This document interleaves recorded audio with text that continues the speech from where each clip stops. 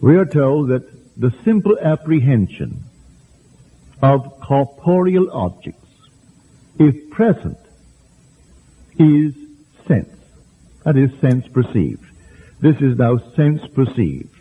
I can see you, and if you speak, and I hear you, that is sense perceived, and you are present. Therefore, that is real, they say.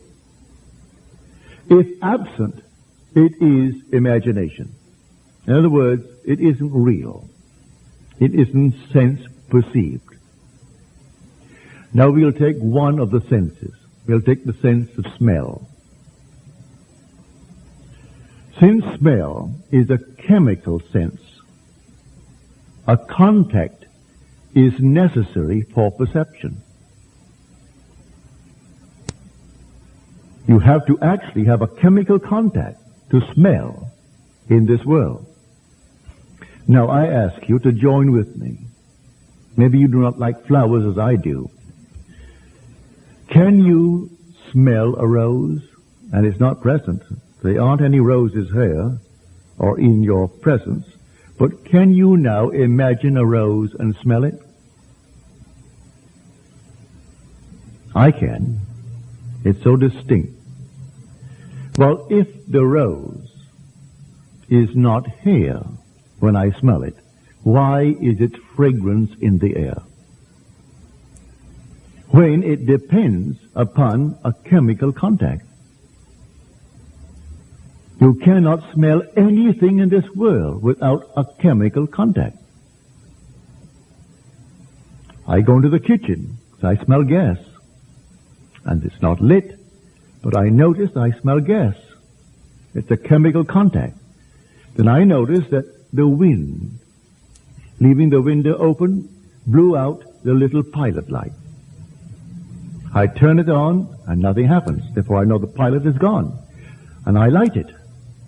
But I could smell that was a chemical contact. If I could not detect it, I could just simply become asphyxiated. If I had lost that olfactory nerve and could not reach that chemical contact. But now here, there's no rose, and I can actually smell a rose. Now, you say, well, what does that mean? It means so much to me. You can smell money. Money has an odor unlike anything in this world. Entirely different. You can actually take it and smell it. A money bag is more fragrant to the miser than all the flowers of the world. It's a pleasant odor to him. Not to me. I need money. I have to have money to pay all the normal expenses in this world. But it's not to me a fragrant odor. But I use this principle towards getting money, towards meeting all the obligations of life. For I am obligated as you are. So I go down to the potter's house. Well, I can sit in a chair. I can stand at a bar. I can do it wherever I am right there in the potter's house, for I found the potter. The potter is my imagination. And the potter is the Father, the Lord God Almighty. And I found him. So I don't have to go any place outside of where I stand to be in the potter's house. And now I will see what he's doing. So I see what I'm doing. What am I imagining? For that's what he's working on. So I went down to the potter's house and I simply saw what he was doing. What am I imagining? Is it a good image that I am forming of myself and my friends and things that I love in this world? Or am I critical? Am I simply making a mess of the talent? And I find quite often I am not using it wisely. I tell you that the worship of God is to use His gifts. That's the only way you really worship God. He gave you a talent. Well, the talent is Himself. It comes through, naturally, the five senses. I may be denied 4 of them. As many are born minus 1, 2, 3, or maybe poor. Most would have the sense of touch, but some are born blind, or they go blind. Some go deaf. Some lost the sense of sound, speech. All these things, but nevertheless, I can use in my imagination all these talents. Physically, they may be denied me, but I still have an open door from within, and I can use it from within. I need not actually have them all open on the outside if I'm born restricted. I can still call upon them from within, as I do now, to smell the rose. A friend of mine, she's gone from this world now. In New York City many, many years ago, I told a story similar to this tonight. And sitting in my audience, she said, well, now, I'm going to test this. And in the silence, she embraced a huge bouquet of roses. She lived in the Towers, the Waldorf Astoria.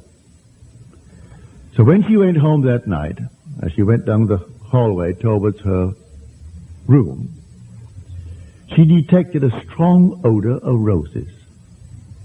And she stopped at one door, thinking it might be here.